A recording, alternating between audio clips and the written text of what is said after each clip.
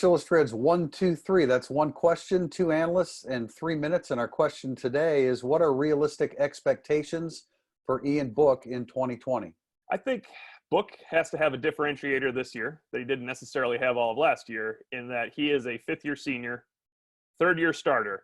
It should be a situation where he is controlling everything pre-snap to the point where his excellent pass-protecting offensive line keeps him clean most of the time, allowing him to work like he did in November. All that helter-skelter trying to make plays, which is really cool to watch when it works, he barely needs that now. And luckily, he can fall back on his legs and ability to run when he has to, but he should be Tommy Rees pre-snap and Ian Book post-snap. I think that's a good way of putting it, Tim. I mean, I don't think we can set the expectations too high, other than if you want him to be a Trevor Lawrence and have that type of presence. But in terms of leadership, being decisive, what I don't want to see is that first 6 games last year, because there's 7 games, because that was nonsense. He didn't have confidence in his ability. He didn't trust his reads. He didn't trust his pocket. That all has to change, and I'm sure he has the exact same expectations for himself, and so does Brian Kelly, and so does Tommy Rees, and they should. Now, like in terms of accuracy, he should be pinpoint. I mean, he was an accurate quarterback when he became a starter, and he should be absolutely pinpoint. Now, a couple things to keep in mind. He's got to develop a chemistry with his receivers. How long will that take, especially not having spring practice? That has an impact. There's no Claypool. There's no Boykin. 2 guys that you could, with that size, that you could absolutely rely upon. Kevin Austin could develop into that, but he's an unproven receiver.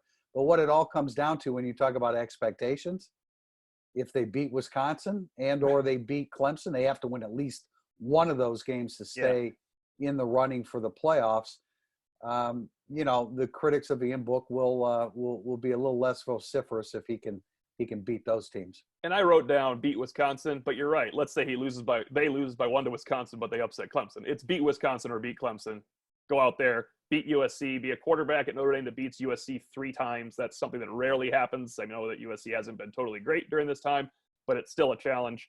Yeah, if Ian Book can just be the quarterback we thought he would kind of be last year, I suppose.